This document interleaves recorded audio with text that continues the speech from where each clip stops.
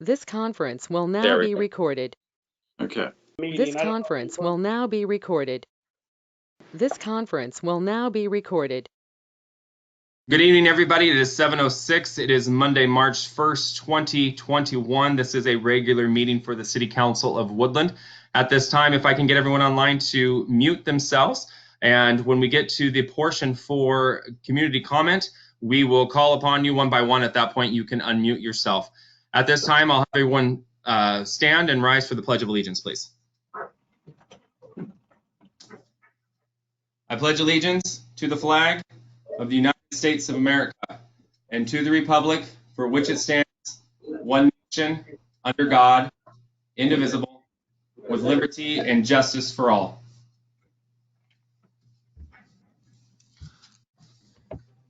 Thank you. Mr. Smith, will you please take the roll?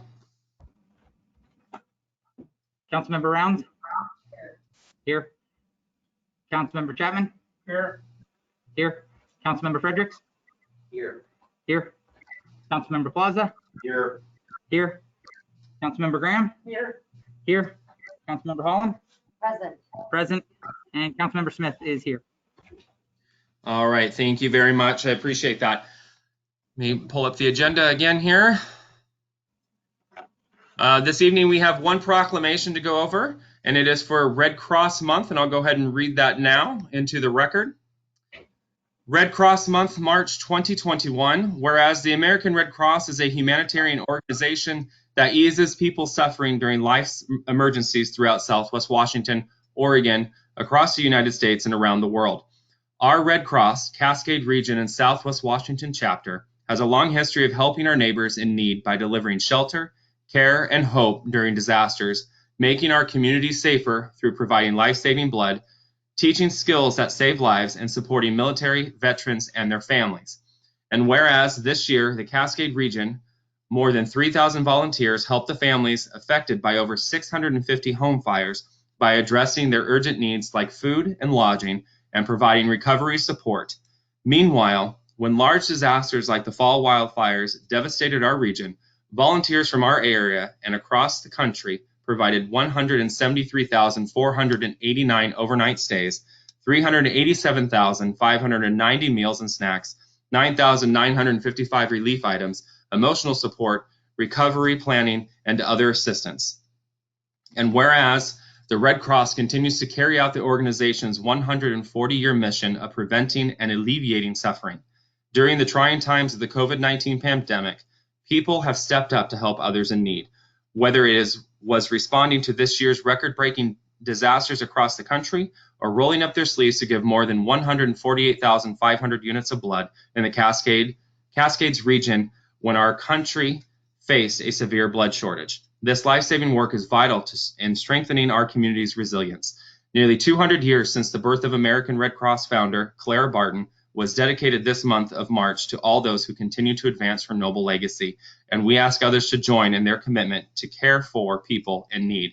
Now, therefore, I, William A. Finn, resolve that the City of Woodland does hereby declare the month of March 2021 as Red Cross Month and encourage all its citizens to join in this observance, dated this first day of March 2021. And with that, we will move to items for citizen communication for items not on the agenda. Mr. Smith, is there anyone in the gallery this evening that has signed up to speak? Yes, I have two people that are here that would like to give testimony tonight. Okay, we can go ahead and call on that first one. And we will go ahead and I'll start the timer for 5 minutes. Once they please state your name and give us your topic of what you're here to speak on, and I will start the timer. Okay, just give me just a minute here. I think we got to get a microphone for them. Gotcha.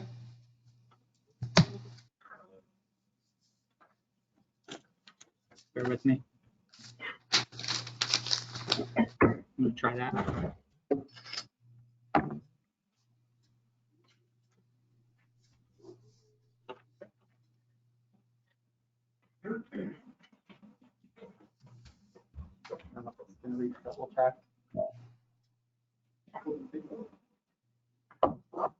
Rearrange the furniture.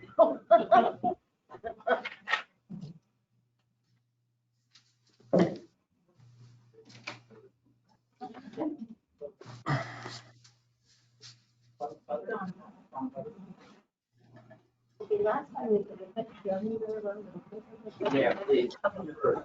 Yeah, so, So we got Miss Butler that is going to give some testimony. Donna Butler. Okay. yes, good evening.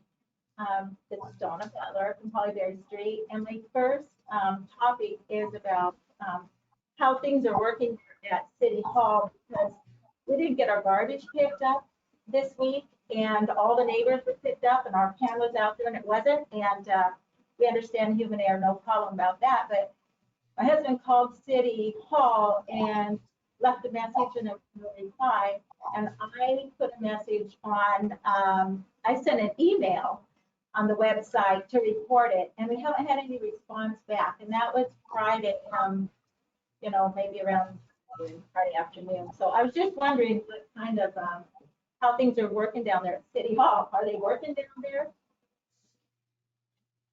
Are people on responding to phone calls? Are they not taking phone calls, just messaging? Are you hearing this testimony, Mayor? Yes, Mrs. Butler, you should have received it. You said this was on Friday. Yes, I apologize for that. I will definitely look into this. Is your garbage still out by the curb? no, there were people coming in the street, and so we took it off the curb, but we're waiting to hear back and ready to put it out there. And it was just you were missed, or your other neighbors were missed? I missed that part. It was just our can that wasn't picked up. There's about 4 cans all lined up there. And so, I mean, human error happens, I get it. We're not upset. We're just wondering why we haven't heard back from the city. Right, that concerns me as well. I'll go ahead and look into that. And are you still needing the service picked up for tomorrow? Yes, please.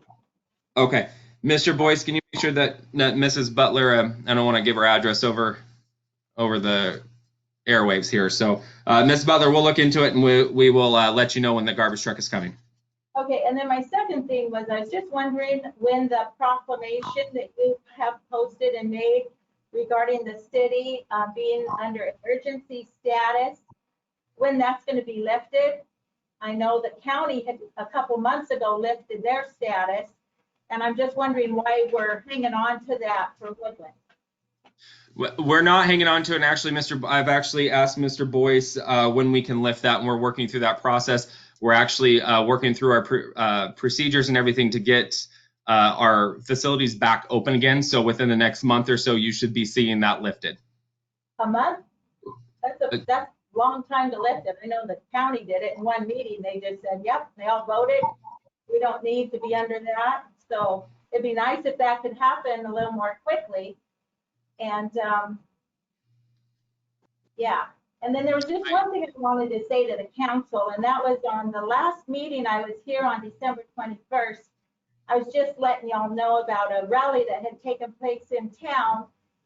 Then I went home and watched on Zoom, and later the mayor told you as council members that we were wasting our time, that we were barking up the wrong tree, and that we needed to be at Olympia. So I just wanted you to know that my understanding, what I've learned, is that you always start at grassroots level. You start at City Hall. You come to your council members, and that's where you start. And then that same day, we did go to the county, and that weekend there were people at the Capitol, so we worked in that process. So I hope that you don't feel that it was a waste of time.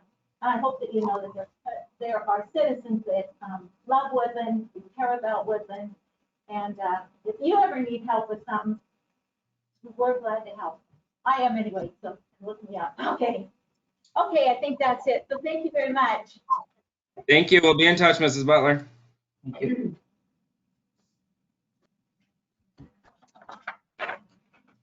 When you're ready, Mayor, I'll Yep. person. We have Yep, go ahead. Trish Huddleston. Yeah. I didn't plan on speaking today. I was just coming to check it out because I think grassroots is where we need to start. I've been to a lot of county meetings. I've met a couple of city council members, and I really feel like Woodland has a good group with common sense. I feel like these emergency orders are overbearing. It's too much. There's no emergency in Cowlitz. I mean, if you look at the numbers, I don't see an emergency here. Our kids are suffering. We're all suffering. I struggle every day. Every day I go grocery shopping, or not every day, but anytime I go to a store, like literally I'm shaking because I don't know what I'm going to get when I go there. I can't. Inslee gives us a suggestion. However, all the stores, anywhere you go, you have to wear a mask. You have to cover your face. And some of us can't wear a mask for whatever reason. And I'm struggling. I'm really struggling. A lot of us are struggling. It's sad. I have 2 kids in school. They're struggling. I'm watching kids get addicted to drugs, alcohol. It's hard. And I think that we need to hurry up and get us back to school, get us back to work, get us back to normal. This is so degrading. It's inhumane to make us cover our faces when there's been several studies throughout history, throughout the years, that show healthy people don't wear masks. So where did all those studies go? Where did all the science go? Why all of a sudden it doesn't matter? Like, it doesn't make any sense to me. And it's really hard for me to even go through the day without it just overbearing me because I can't handle it. Like, it's so hard. I'm watching my kids, so hard. So Cowlitz County has said they're open. They can't save the businesses from, you know, the liquor board and stuff, but look at how much stuff he's bought, you know, and they're still open, and there's been no cases. There's no science showing that this virus is spread at restaurants, but they're all closed. So I just wish that we could be rational, use common sense with mandates or suggestions or whatever Inslee wants to call them. I'm sick of being discriminated everywhere I go. I mean, there's a few stores here I can go in and nobody bothers me. Do you want a mask? No, thank you. Okay, that's great. You know, so I don't know. I guess since I'm here, but I talk. I plan on coming more. Again, I feel like grassroots is where to start. We got people looking at open positions coming up at the end of the year, so we're going to get a lot more involved. So get used to my face because I'll be around. but really, guys, this is so hard for all of us, and it's so sad. And I feel like we're desensitizing. We're like training our kids and us to be afraid of people. Wear your mask. Stay away. Like, what kind of life is that? That's not America. That's not how we want to live, right? I mean, I just don't know what else to do. So I'll start with you guys. I mean, I just hope that you guys can.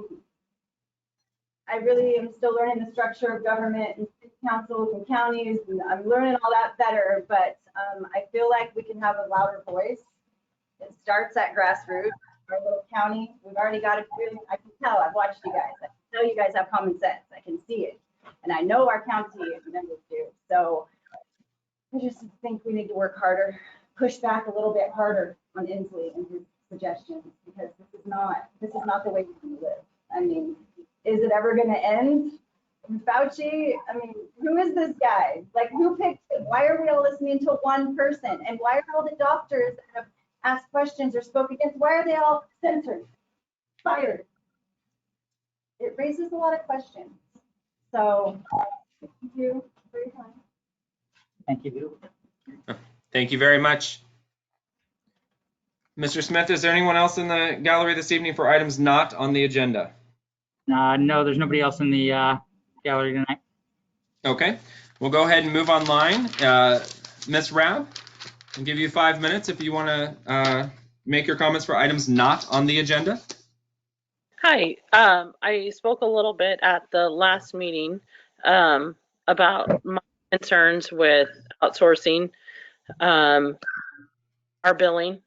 I still have concerns with that, and I truly can't understand how any additional cost isn't seen as additional cost, because if we're not losing employees, then regardless of where you take out of the budget, it's an additional cost if you for whatever billing that you're doing. I'm not sure where those employees are getting filtered into. I did see there were posted another position for Public Works. I thought it was utility clerk, but I can't remember for sure. So I'm not sure why we're hiring if we're looking at outsourcing. But one complaint that I have regarding outsourcing is I know that we outsourced our meter reading, I don't know, 10 years ago. And I have had nothing but problems with my meter and I brought this up the last meeting, for the longest time.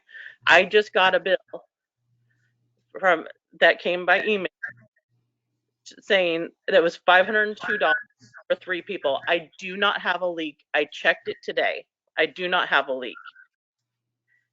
I also, when I checked it today, on my bill, it said that my previous reading was 128,750, and it went to 132,350. When I look at my meter reads 110,447. When I open up my neighbor's box, which is right next to mine, so far we haven't got to where you can read the meter, and we've dug like 1.5 inches down. That's one of the problems where you get when you're outsourcing, is that those people don't care. They don't live in our community, and they could really care less. And so now I'm sitting here wondering, because I've brought it up to the city before, that I thought that they were reading my neighbor's meter as mine because they water their lawns, that kind of stuff. I don't do that because I don't want to pay a super high bill. And there's no way that my meter's been read correctly for God only knows how long. If my meter today is 110,447 and it was read at 132,350. So either they're just picking a random number and going with it, and I have low usage in the summer and I have high usage in the winter, and that doesn't make sense. And that also then affects the sewer and everything else. And so that is my concern. Like when we have our own people in the community doing our meter reading, we could just go to them and say, hey, we've had a lot of things going on. What's going on? And like my meter should have been read in July because I had a break at the meter in July with water just pouring out. And so, and they thought it was my neighbor's meter because my neighbor's meter was so covered that they didn't know that there was another meter there, and you can't see my house. And so I for a number of years have said my meter's got to be wrong. There's something's got to be going on. I have had leaks that I've taken care of, but obviously I've been being charged for a long time my neighbor's water usage. So I also did a bunch of looking around and like looking at what the average is for like a 4-person family, what a 2-person family is. And my usage fluctuates anywhere between twice. I've had my meter not say anything. I'm assuming because they didn't know which meter was which because they could only find one. So I literally had the base rate, and then the next month I had like a $700 bill. And then, but I fluctuate between 1,600, whatever units you use, to 5,100 without changing people. And I don't water on. And usually it's in the winter time when I wouldn't be using water to water anything. So, I mean, if I'm an average family of 4 and I've only got 3 people here, I should be using around 3,200 a month, or not a month, but bi-monthly.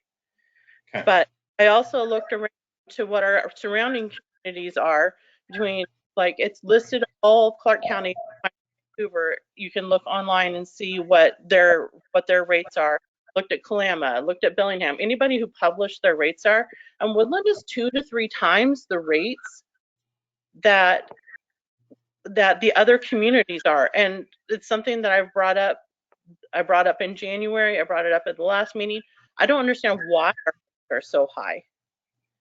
I mean, it would be helpful if I was getting charged the right amount in the first place, but, and I would like to actually know what is going on, that our rates are so much higher than everybody else.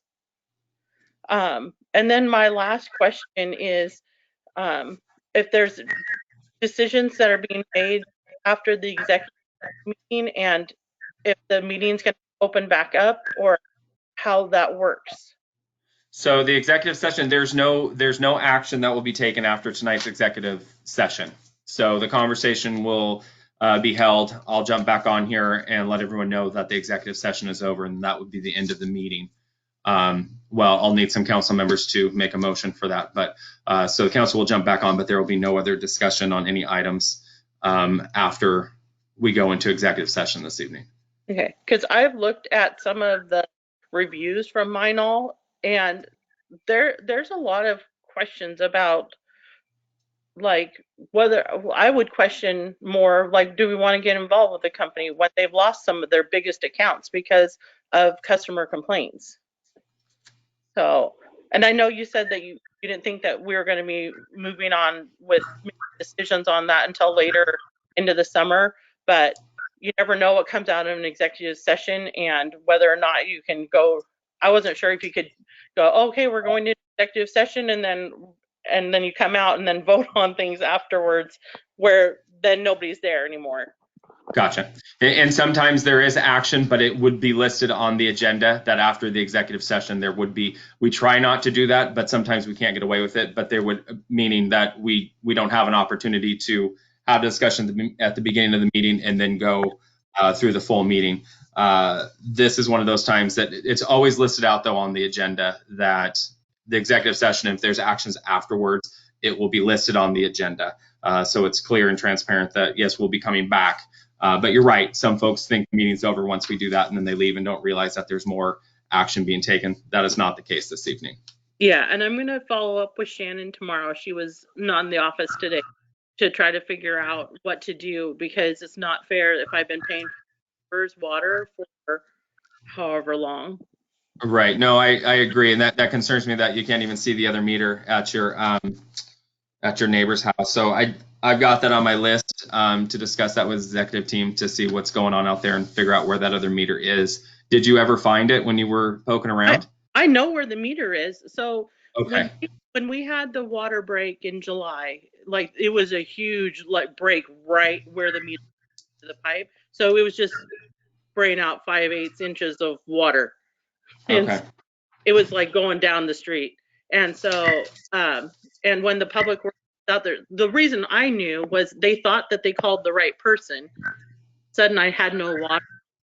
And so I called, I can't remember if I walked out there or if I called down the city to see what was going on. And they thought that they were calling the right house because they could only see one meter. The other meter was so covered. So it hadn't been fed for, I don't know how long. And so I was talking, so I know which meter is mine. I've always known that there were two because we were the first ones there.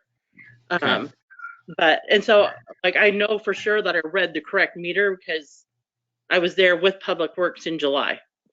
Okay. So, all right. We will look into it, and we'll get somebody out there to look and see what's going on and get a reading on that other meter, or at least dig it out and see. And that's concerning to me. And I know that one of our own council members, Councilmember Holland, has made the same statements about a month ago that her meter has been covered up and she checks it every month. So definitely a conversation we need to be having with the meter contractor. So we will look into that, and hopefully you can connect with Shannon tomorrow. If not, please let us know, and we'll get somebody out there.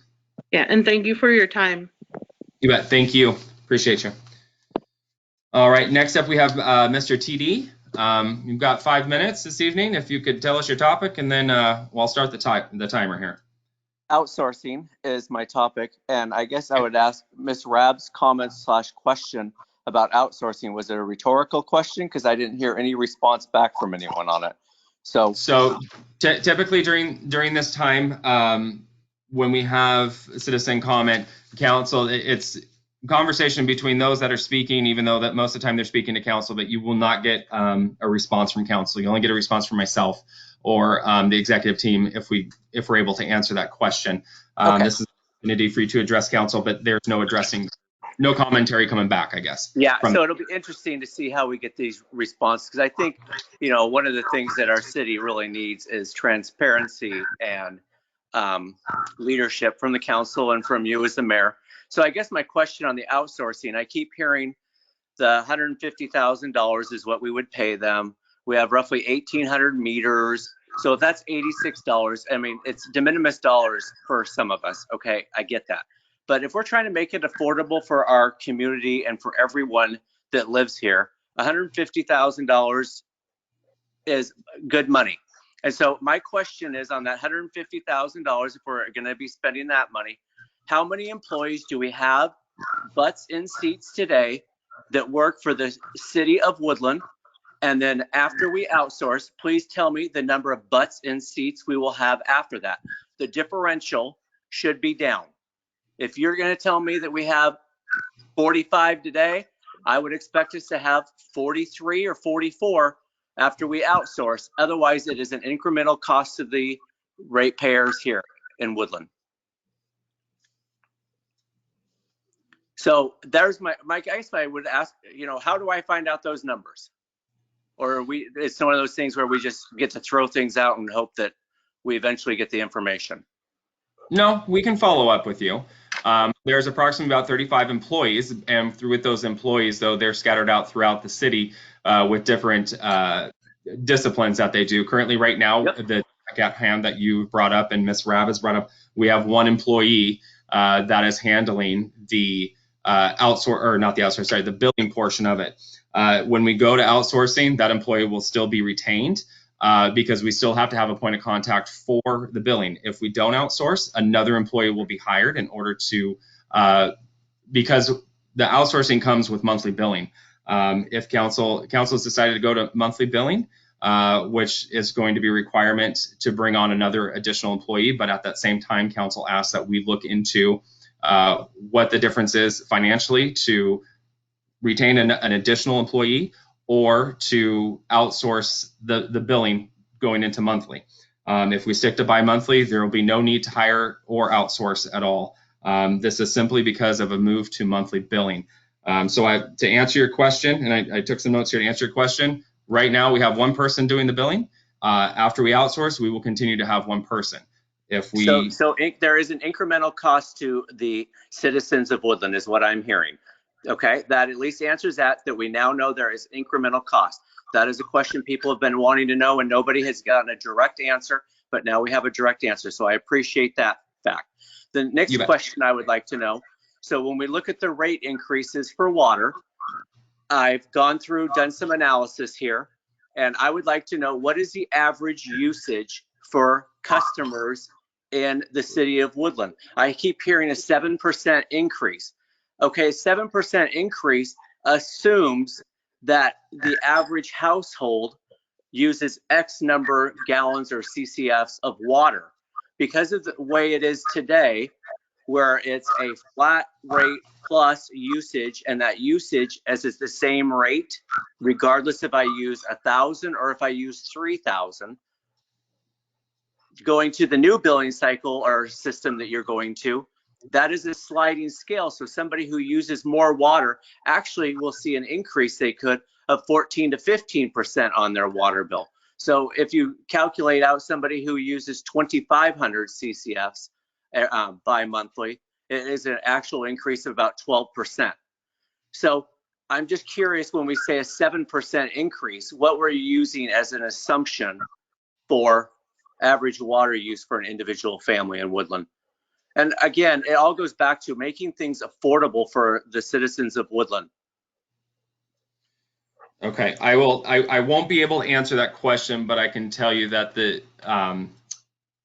let's see if I can at least give you some information to help understand, and then we can circle back up with someone who can actually answer that question, because I don't believe that I can answer that question effectively or I don't want to correctly.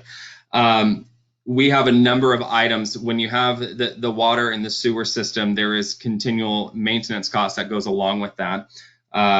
There was a deficiency a number of years ago, and there's at least one council member on council now that could speak to that and explain that. And I don't know the years because I wasn't here at the time, and the majority of council was not either. Our water and sewer fund, and I could be getting this wrong, which one it was or both, but it was about to go bankrupt within a few months because in an attempt to keep things affordable for the customer, our Woodland residents, there was never any increase to the rates to continue with the maintenance costs and the upkeep. So therefore, the fund was almost bankrupt. So now we have increased those over time. We've been able to maintain the system and keep the system on, but there are ongoing costs that come with that. And with their community growing, there are upgrades that need to be done. Part of these rate increases that you're looking at, and that's built into those, and we can hook you up with Director Coleman as well to kind of dive into a little bit more. We're required by the state to do certain things every few years, and this is one of those things that has to be done, which is a water study, and then we have a sewer plan, and we've got our water plan. But with that too, there's infrastructure needs that come, and all that is built into this rate. This is not a moneymaker for the city. This money that is collected is put right back into the system to maintain it and to grow it.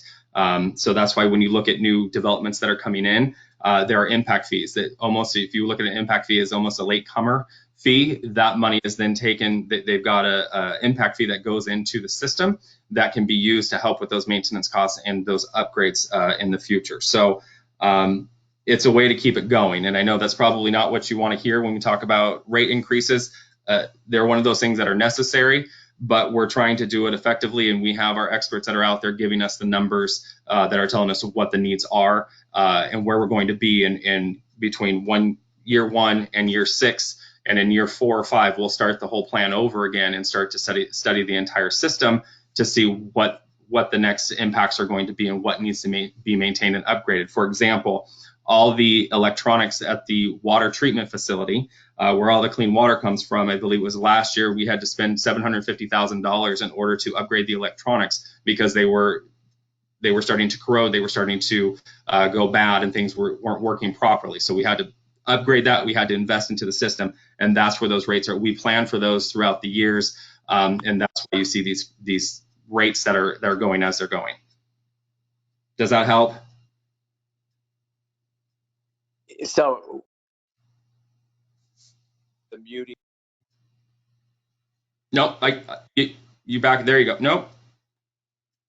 Your microphone keeps muting out. People drop. I understand. I can call. And I think we have some technical issues on your end there. I heard you say you understand. Would you like to have a conversation with Ms. Coleman?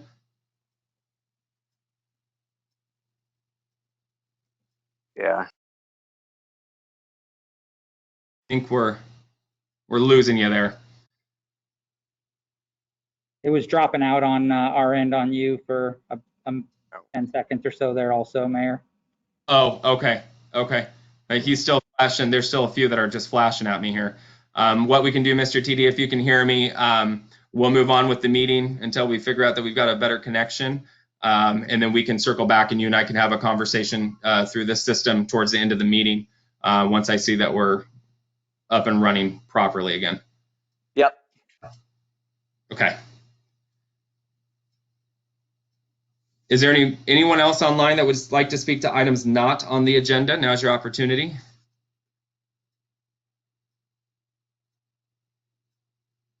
All right, seeing nothing else. Mr. Smith, is there anyone in the gallery for items on the agenda this evening? No, there is not. Okay. Is there anyone online for items on the agenda that would like to speak? Now's your opportunity.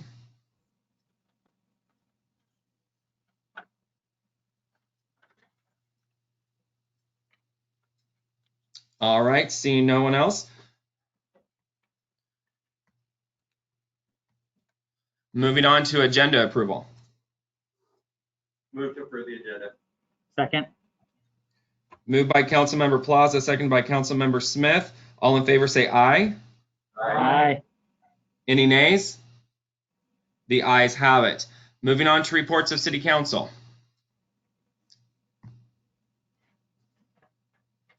Councilmember Graham has a report. Councilmember Graham. I just want to say that the Planners Day Committee does have a new royal court this year. We have Princess Tracy, Princess Caitlin, and Princess Caitlin. They have their tickets available and you can contact them personally. They each have their own little website set up, or you can go to the Planners Day website and find out their information if you would like to buy tickets from them. And we're going to be working on seeing what we can do for a Planners Day celebration this year, which will be June 17th through the 20th, and or a revised version thereof, depending on how things go. So the tickets are yellow, so if you see them someplace, you know they're good. So thank you. Thank you, Mrs. Graham. Anyone else? Reports of council? Does not appear that way. All right.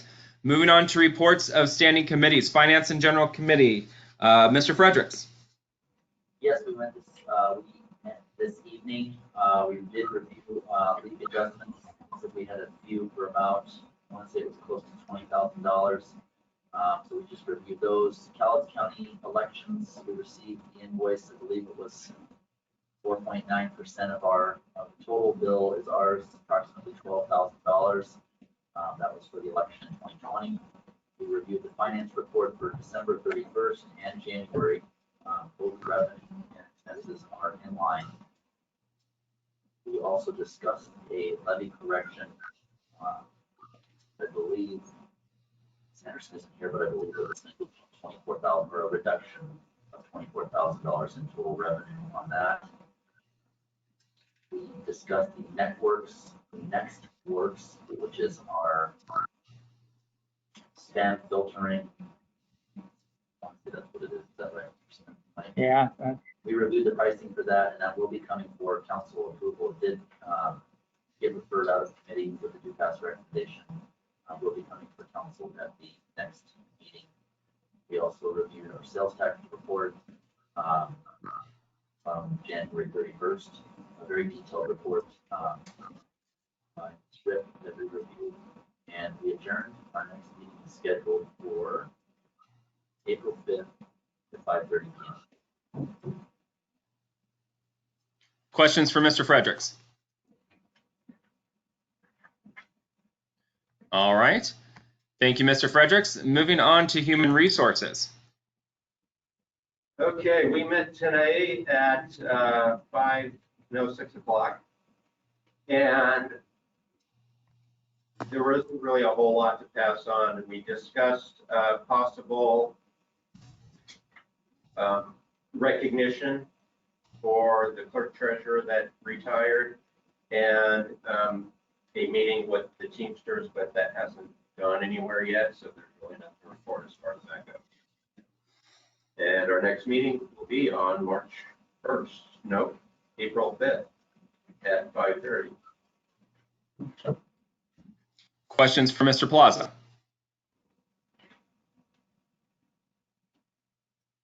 All right, seeing none.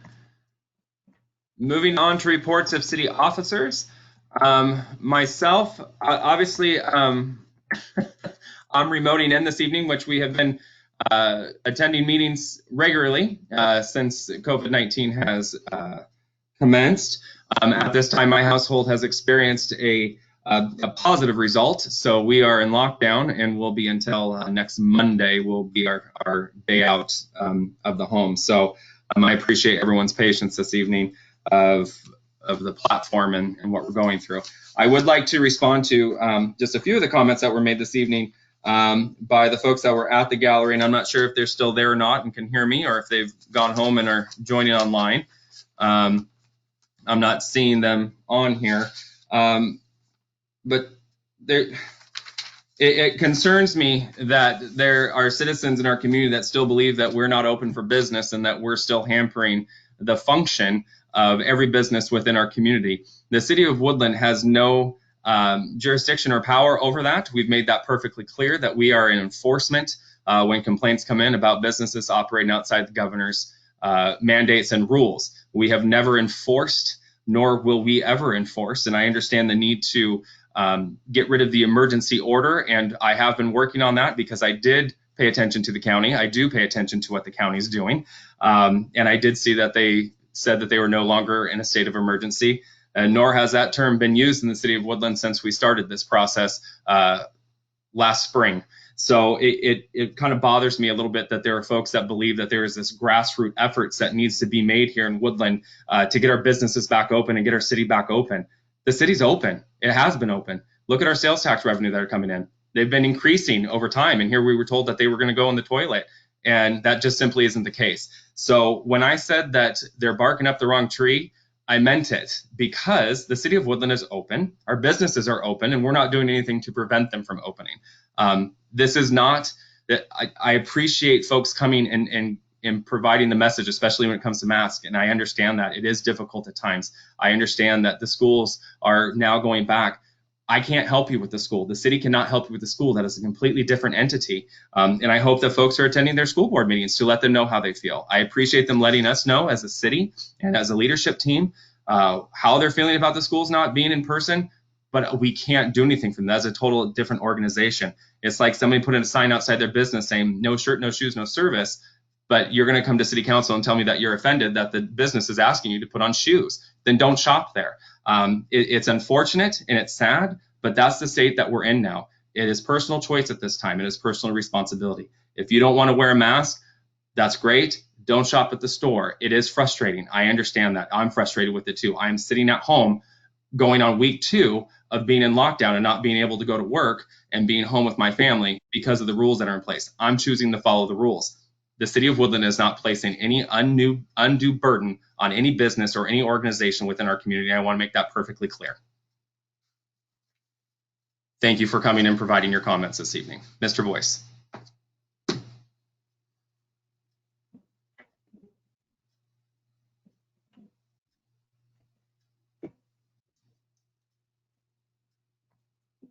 You're muted, Mr. Boyce. How's that? Perfect. Okay. So I wanted to point out to City Council that we have some documents on your desk regarding the 3 action items from Public Works.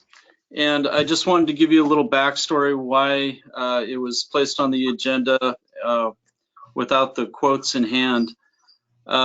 We did find some mold at 100 Davidson, the old City Hall building. We need to remediate the mold and fix a couple of leaks. One is in a window and there's a small leak in a roof. The problem is it's not a good form of mold, and we store our records in that building, and we need to gain access as soon as possible because we do have pending public information requests that we must comply with. So we're attempting to get this done quickly. I was hoping to have Public Works Director Coleman express a little bit of, give you some information about those 3 items quickly. Director Coleman? Yeah, so there's a couple estimates that have been provided to you. One is from Anderson Glass Company. We have a window that is leaking at 100 Davidson, and from the leak this last year, it caused mold growth on the inside of the sheetrock. So that's where we have mold growth. And then, as you know, we keep the ventilation on in there. So as you have mold growth in a building and the ventilation goes, it can push it actually through the building itself. So we went ahead and have the building tested. There also was another leak up on the 3rd floor where the fire department used to sleep, And so when we went up there, we saw a ceiling tile that was up there. It was had some black mold growth on it. As you know, we had not been in that building for about 4 months, so we had a slow drip that's coming from a nail on the top of the roof. And so it caused probably about a quarter, maybe a 50-cent piece size of black mold on that ceiling tile. Anyway, long and the short, in order to do mold remediation in a building, you have to stop the source of where the mold's coming in. So that means we need to get our windows resealed, and we're going to have to stop the leak on the roof. So, and we also have to make sure that if people go into that building, that it's safe for people to go in and out of the building. So we want to make sure there's no mold spores in the air and so forth. So what you have in front of you is the first one. I don't know what order they were placed in, but let's just look at the one from Anderson Glass Company that came in. And so I'm asking that we go with a maximum value when we put this agenda together, that it would not exceed a certain value. And in this particular case, since we have 2 windows, I'm saying not to exceed $1,500 to get those windows repaired so we don't have any more leaking. And then the next one is 2 different contractors, Pure Maintenance Cascades and Rose City Contracting. There's a couple different options that they have presented to us. I've walked through the building with both of those contractors and told them where we have concerns. And so they have given me a resource of how they would remedy the mold and also prevent it on some walls that we have that we need sealed, so on and so forth. It's the method that they use to for remediation. So when I look at both these estimates that came to us, they are pretty close in scope, but there's a little bit of variance in there, and so I need to evaluate them. So I'm asking that we do a not to exceed $25,000 for mold remediation between these 2 companies, and then we'll figure out which is the best one to go to. Because at this point, I need to figure out what's going to be best to make sure that both companies are doing what we need to when the mold remediation is completed, that we will not have a concern. There's a test afterwards, and they've pretty much guaranteed that the building's been remedied. So anyway, so that's what you have there. There's one estimate that I'm still waiting for. They'll come out again on Monday, and that's for the roof, to make sure that how much that roof repair is going to be. It should be a small repair, a small cost, but I don't have that one in front of me at this time, and won't have it until probably a couple days from now. So that's all. Thank you, Ms. Coleman. Yep. Thanks, Tracy. Okay. I also wanted to mention we have a WQCC meeting scheduled for the 3rd. It's at 6 p.m. and I will resend out the go-to meeting information. Planning Commission meets on March 18th, 7 p.m. and that's my report for this evening.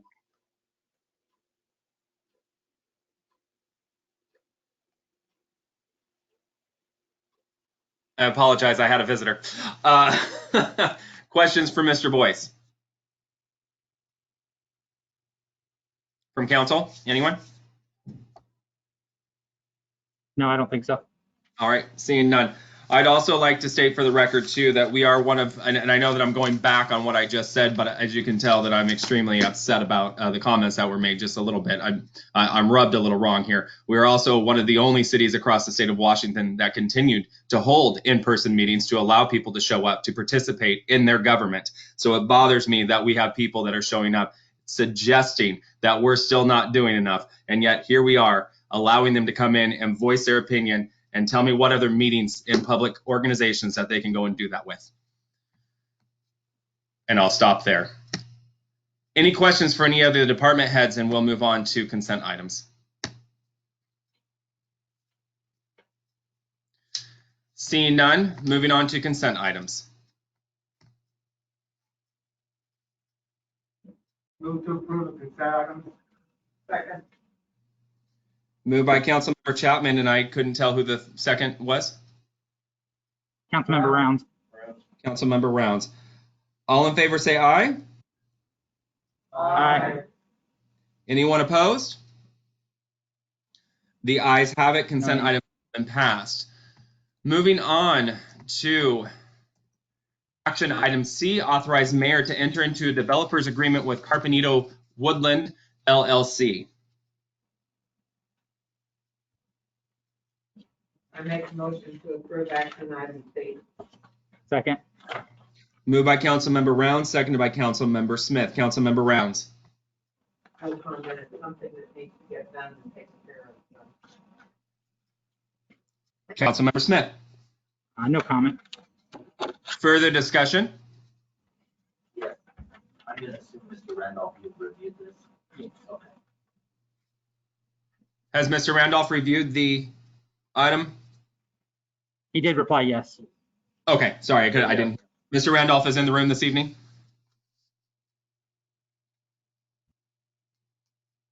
Yes, he is in the room. All right, thank you. Anything further?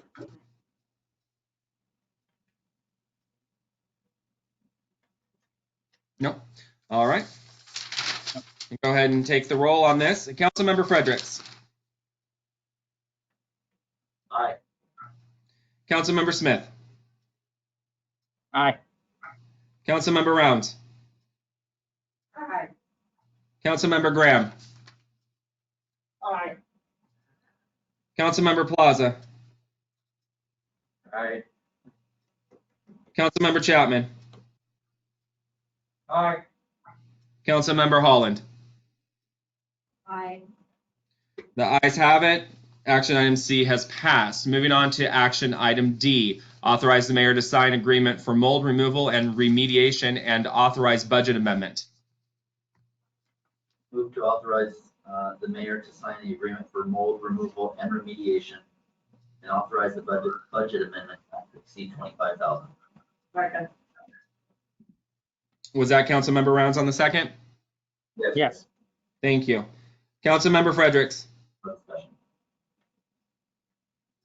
Councilmember Rounds. No discussion. Further discussion? Seeing none? No, I got a Hold on. question. Councilmember Plaza. Oh, Councilmember Plaza. Yes, usual. Just a real quick question. So if we're setting aside 25 grand, from what my previous understanding of the budget was, is that we had like zero leeway. What areas is this money coming out of in order to pay for this? Mr. Mayor, I can answer that question. Mr. Boyce. So it would be general fund dollars. We would classify the expense in 518 facility maintenance. But we would have to expend the dollars from the fund balance. Okay, so no like projects that are already planned or anything like that is going to be cut or postponed in order to pay for this? Well, we had, I don't know where we'd make a cut to find that kind of money. I think Okay. that's what it comes down to. Yeah. Okay, thank you. Thank you. Anything further? No. All right. Go ahead and take the roll. Councilmember Holland. Aye. Councilmember Smith. Aye. Councilmember Rounds. Aye. Councilmember Graham. Aye. Councilmember Fredericks. Aye. Councilmember Plaza. Aye. Councilmember Chapman. Aye. The ayes have it. Action item D has passed. Moving on to action item E. Authorize the mayor to sign agreement for window repair placement at 100 Davison and authorize budget amendment. Motion to authorize the mayor to make the windows repairs at 100 Davison. Second. Moved by Councilmember Smith, seconded by Councilmember Rounds. Councilmember Smith. No comment. Councilmember Rounds. No comment. Further discussion. Councilmember Fredericks has a comment. Councilmember Fredericks. So basically, if I understand what the motion is currently on the floor, is a blank check. Is this is a separate, this is not to exceed anything. This is a blank check to fix a roof leak repair. Window. Window. Sorry. From the window guy. We're authorizing a budget of $29. You don't want $69 in the budget that's already approved for use for a maintenance item. I guess that's my concern. You should already have $609 set aside for maintenance. Is that what it's going to expose the cost of this item?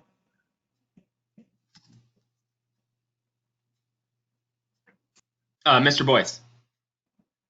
Right. Initially, we had thought the repair was going to be more intensive, but right now we're asking for not to exceed $1,500, and I believe we can do that without the budget amendment. So my recommendation would be to qualify it not to exceed $1,500, and we really are able to find that money in the budget to cover it.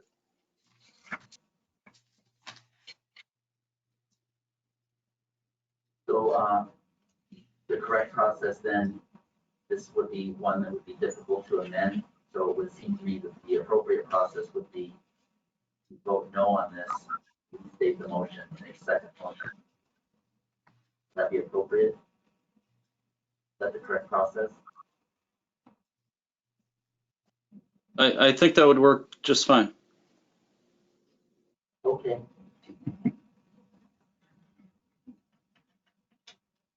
I'm going to need a recap of that. I missed part of it. It's a little quiet in the back. Right. So the suggestion would be to vote the current motion down and then entertain a second motion. Gotcha. Okay. Any further discussion? No, we're on E. Just, can we just make a motion on top of this one to correct it? It has to You be want to voted down. amend the motion? You can amend the motion. Anyone can do that. Now we're just going to vote it down. Okay. Shall I just take the vote then? Yes. All right. Councilmember Smith. No. Councilmember Holland. No. Councilmember Graham. No. Councilmember Plaza.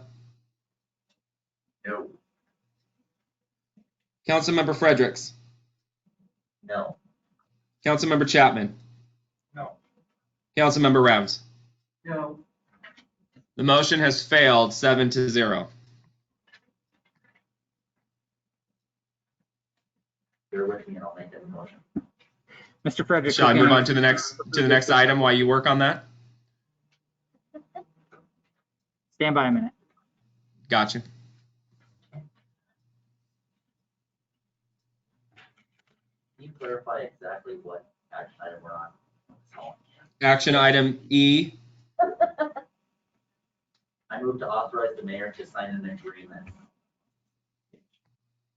The window repair replacement at 100 Davidson. For the window repair replacement at 100 Davidson, not to exceed $1,500.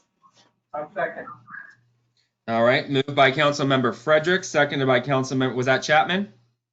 Councilmember Rounds. Councilmember Rounds. Close. By Councilmember Rounds. And the motion on the floor. Authorize the mayor to sign agreement for window repair and replacement at 100 Davidson. Authorize a budget amendment not to exceed $1,500. Councilmember Fredericks. No, sir, that's not the motion. We are not doing a budget amendment on this item. You're finding it in the existing budget. So no budget amendment. The motion on the floor is to authorize the window leak repair not to exceed $1,500. And you will find that in the existing budget. Oh, I missed that last part. Sorry. And find it within budget, or that's what you're asking. Correct. Got you. Okay. Let me read that back. To authorize the mayor to sign agreement for window replacement, repair and replacement at 100 Davidson, not to exceed $1,500 in current funding. Correct. Yes, sir. Perfect. Thank you. Councilmember Fred, anything else? No, sir. Councilmember Rounds. No comment. Further discussion? Me? Councilmember Plaza. Okay. How did you choose this company to do this? Was this the only people that we reached out to? Coleman? Did Miss Coleman get dropped off? Oh, there she Nope. is. No, I didn't hear what he said. I heard, is this the only company we reached out to, and what were we talking about? The window replacement project. I'm curious how we chose these people. No, I've reached out to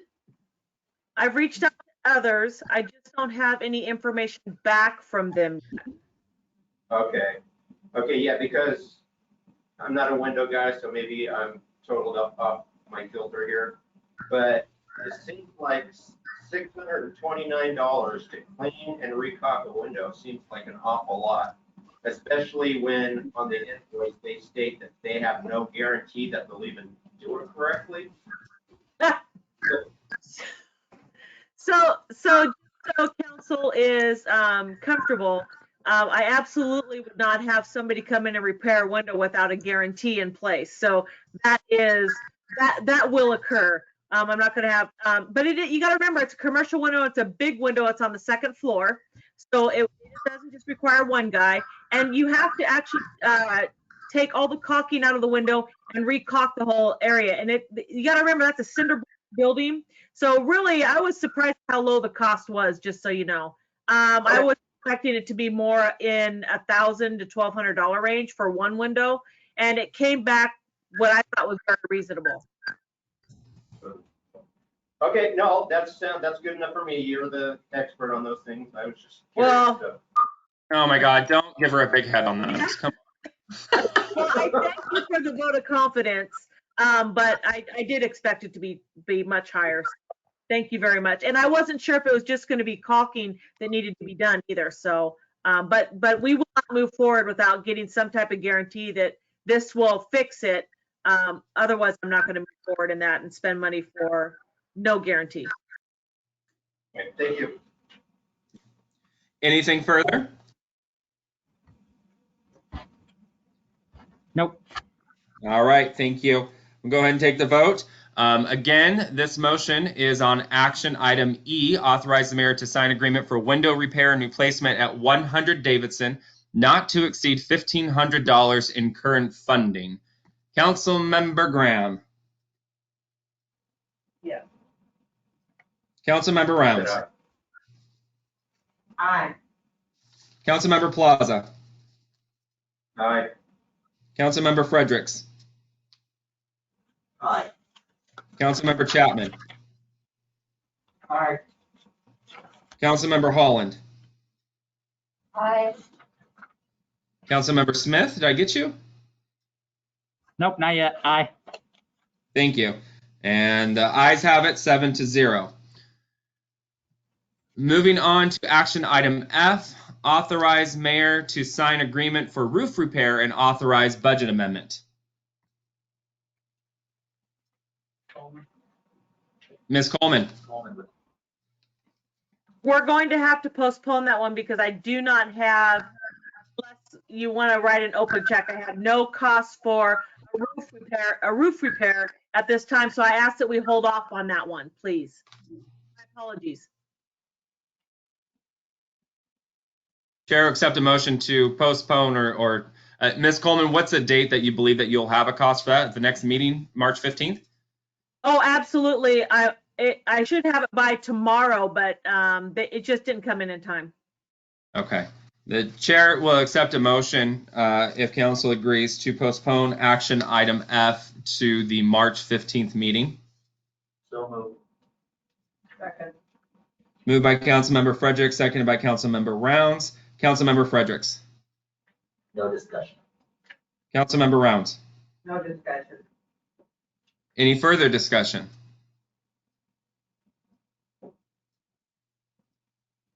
All right, seeing nothing else. All in favor say aye for postponement of action item F to March 15th. Aye. Aye. Anyone opposed? The ayes have it. Thank you. All right. At this time, we will move into executive session. Per RCW 42.30.110, Section 1, Subsection I, current and potential litigation. RCW 42.30.110, Section 1, Subsection G, performance of a public employee. RCW 42.30.110, Section 4, Subsection A, collective bargaining. It should be noted that for the first one, current potential litigation, there are a number of items that will be discussed underneath that RCW. The time is currently 8:11. The City Council will be in executive session for approximately 1 hour. At that time, we will come back and, if needed, create more time. Councilmember Smith. Councilmember Fredericks has a question for you. Councilmember Fredericks. For the record, I want to clarify the reason entering into RCW 42.30.110, Section 1, G, the performance of a public employee, that we are not specifically providing public employee performance at this. Is that correct? There's a whole subsection underneath that of what is required for that public employee. That is correct. If we were talking about actual performance, that employee would be given the designation either to attend the executive session during that portion or to hold that conversation in an open public meeting. We are not discussing actual performance, but we will be discussing, Mr. Boyce, could I say contract? Is that?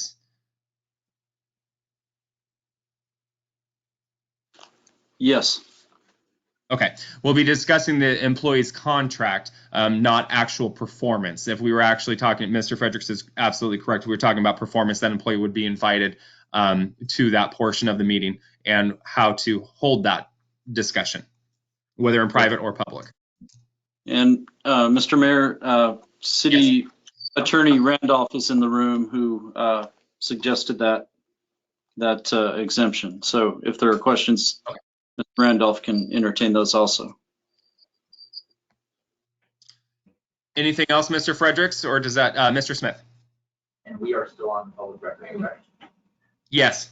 Okay, I just want to make sure that that was entered into the record, just to make sure that we're good there and that we're not doing something that's not. Nope, absolutely. We haven't left yet. Thank you. So we had problems with the YouTube connection, and YouTube quit. So that wasn't recorded. That portion of the meeting was not recorded. Okay, I do have the recording going on the go-to, so we do have it for the record. Correct. But has somebody checked to make sure it's actually dead? I'm logged in. We'll turn it off over here too. We can kill it over here The too. computer restarted, and I don't know Mary's password. So the other thing I think we need to put into record is an email that was given to us in paper regarding the water sewer rates. Do we need to put that into record, Pete?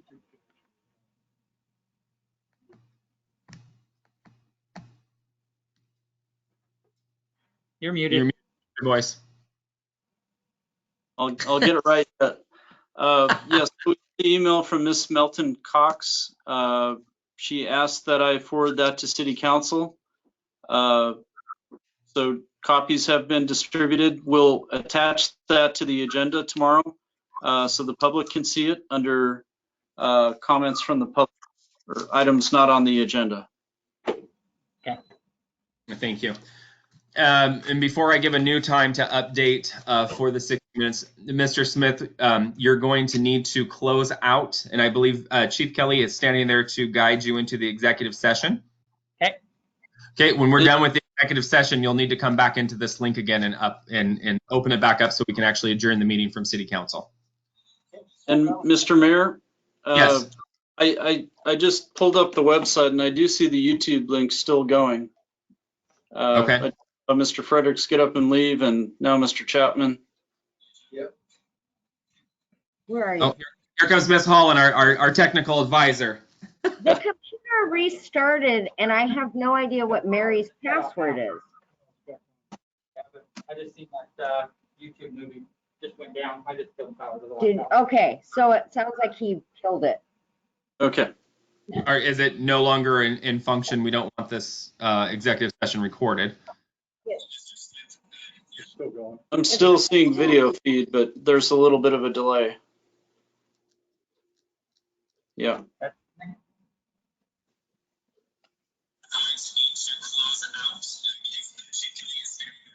Hey, that's me. Well, here's the thing. Why is the password to this top secret? Like, It seriously. shouldn't. Gina's not here. She had to call Mary earlier to get the password to log into it so we could YouTube. I mean, it's not national security over here on the stupid little Chromebook. Yep. Let me have Gina chime in to get this shut down. It looks like the video just paused. It just paused, so I want to make sure we're good. And up at the dais, if we can make sure that the overflow microphone has been turned off. You know what you do? I just killed power to it, but I was gonna say you yank it and you throw it in that room. so Hey, Dave, thanks. Testing 1, 2, 3. let's push it once here. Not here. Okay, Mr. Mayor, I'm just gonna shut off the recording here. Okay, hold on, stand by real quick. The time is 8:17 and we'll be in executive session for approximately 60 minutes. This conference will now be recorded.